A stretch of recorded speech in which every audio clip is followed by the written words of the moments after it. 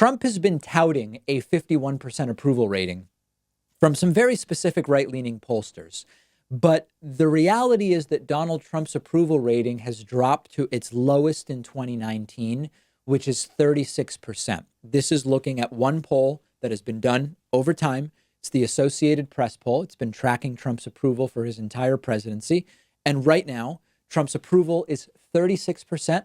His disapproval is 62%. So let's contextualize this.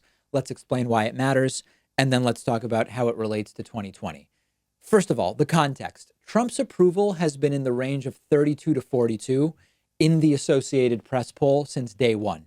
So it didn't go lower than 32% approval.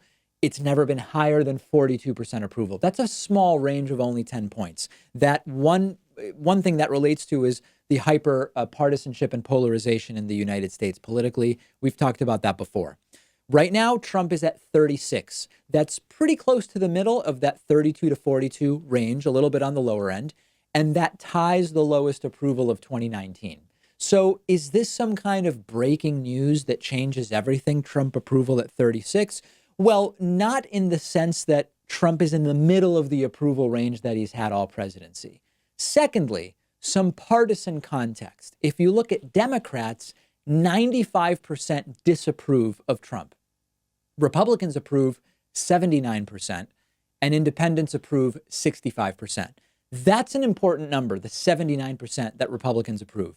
This is important because Trump's been touting, and Republicans have been leaning on, Trump has 95% approval among Republicans. I don't know what poll that is. This is a good poll that we're looking at, and it says, hold on a second, 79% of Republicans approve of Trump. This matters in the context of a primary challenger, which now Donald Trump has in former Congressman Joe Walsh, and I'll be talking about that later in the show. 95% approval from your party and 79% approval from your party are two very different things. And in a primary, the goal of which would be not to defeat Donald Trump in the primary, it's not going to happen, but to do some damage to Trump, that is going to be significantly influenced by the difference between Republicans approving of Trump 79% versus 95%. So that's important.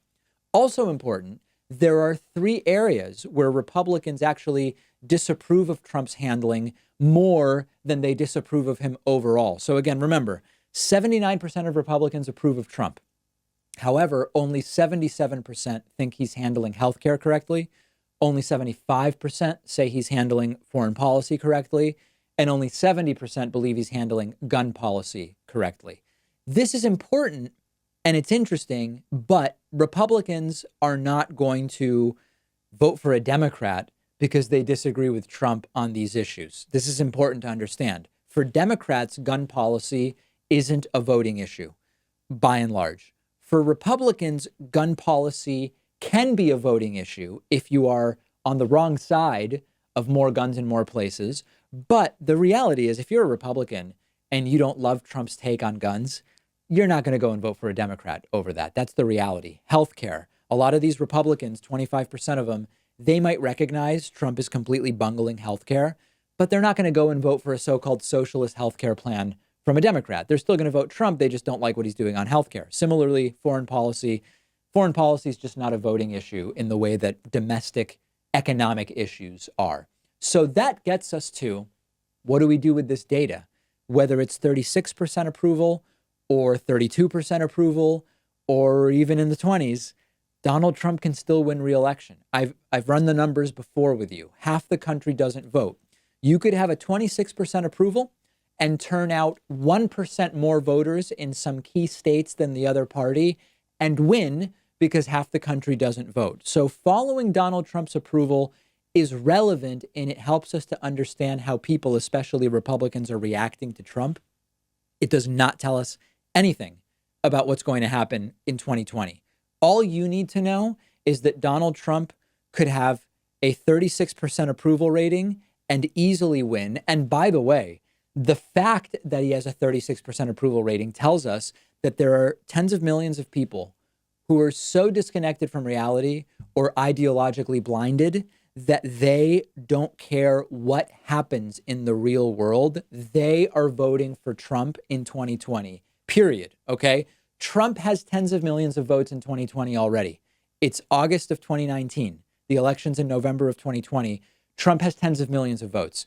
Once you know that, you realize this becomes get out the vote, because we're not going to be able to convince these people in any large numbers. I know I'm a broken record at this point. I've been talking about this for so long.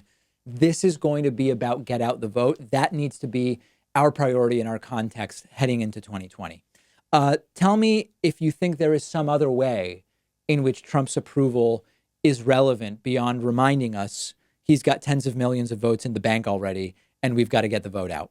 Follow us on Instagram at instagram.com/David Pakman Show. And I have a new story on my Instagram page, david.pakman.